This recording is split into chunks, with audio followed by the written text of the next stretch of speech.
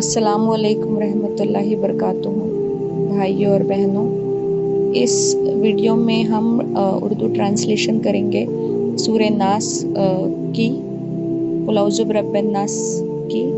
और इस ट्रांसलेशन में, इस तर्जुमे में हम इंशाअल्लाह ताला वर्ड टू वर्ड ट्रांसलेशन करेंगे ताकि आपको अरबी वर्ड्स के मीनिंग उर्दू में समझ में आए, और फिर इंशाअल्लाह ताला पूरी सूरे की भी उर्दू ट्रांसलेशन करेंगे। तो हम शुरू करते हैं।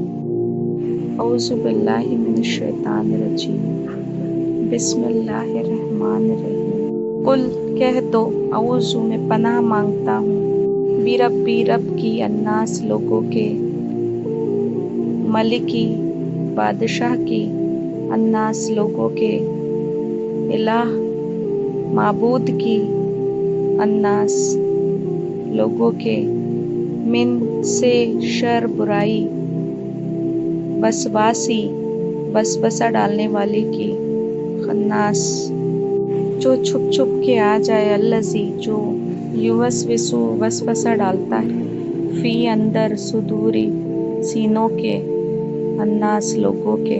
अब हम एक बार पूरी सूरे की ट्रांसलेशन एक साथ पढ़ेंगे इंशाल्लाह। शुरू अल्लाह के नाम से जो सबसे बड़ा मेहरबान और निहायत रहम करने वाला है। कहो कि मैं पनाह मांगता हूँ सब लोगों के परवरदिगार की, सब लोगों के बादशाह की, सब लोगों के माबूद की, उस वसवसा डालने वाले के शर से जो पीछे को छुप जाता है, यानी जो छुप कर वसवसा डालता है, छुप कर वार करता है। यानी इससे मुराद शैतान की है। शैतान इस तरीके से करता है, जो लोगों के दिलों में वसवसे डालता है, उससे पनाह मांगता हूँ जो लोगों के दिलों में वसवसे डालता है, चाहे वो जन्नात में से हो या इंसानों में से। पिछली सूरत का हाशिया नंबर जो है वो मुलाहिजा फरमाए। दूसरी आयत जो है उसकी तफसीर ये निकलती है कि अल्लाह ताला की पनाह मांगता हूँ जो सबका परवरदिगार भी है, सही माने में सबका बादशाह भी है और सबका माबूद हकीकी है।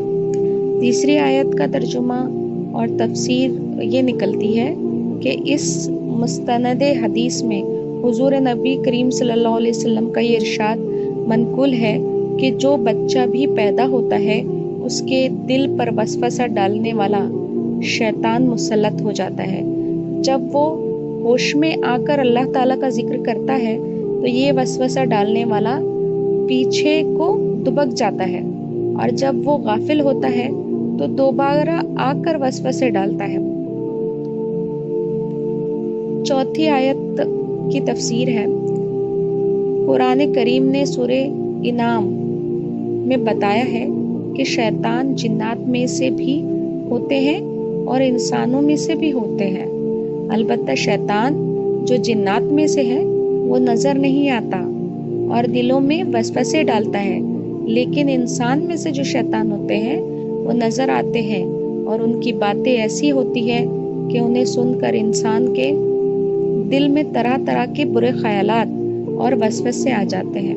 इसलिए इस आयत करीमा में दोनों किस्म के वसवसे डालने वालों से पनाह मांगी गई है। इन आयतों में अगरचे शैतान के वसवसे डालने की ताकत का जिक्र फरमाया गया है, लेकिन अल्लाह ताला की पनाह मांगने की तलकीन करके ये भी वाज़ा फरमा दिया गया है कि अल्लाह ताला की पनाह मांगने और उसका जिक्र करने से वो पीछे हट जाता है। नेज़ सूरह निसा में फरमाया गया है कि उसकी 40 चालें कमज़ोर हैं और उसमें इतनी ताकत नहीं है कि वो इंसान को गुनाह पर मजबूर कर सके। सूरह इब्राहिम में खुद उसका ये एतराफ़ अल्लाह ताला ने नकल फरमाया है कि मुझे इंसानों पर कोई इक़्तिदार हासिल नहीं।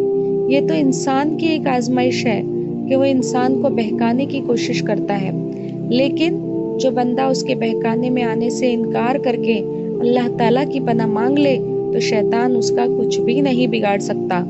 कुरान करीम का आगाज़ सूरह फातिहा से हुआ था, جس میں اللہ تعالیٰ کی حمد و ثنا کے بعد اللہ تعالیٰ ہی سے سیدھے راستے کی ہدایت کی دعا کی گئی ہے، اور اختتام سورہ ناس پر ہوا ہے جس میں شیطان کے شر سے پناہ مانگی گئی ہے، کیونکہ سیدھے راستے پر چلنے میں اس کے شر سے جو رکاوٹ پیدا ہو سکتی تھی اسے دور کرنے کا طریقہ بتا دیا گیا ہے۔ اللہ تعالیٰ ہم سب کو نفس اور شیطان دونوں کے شر سے اپنی پناہ میں رکھے، آمین ثم آمین۔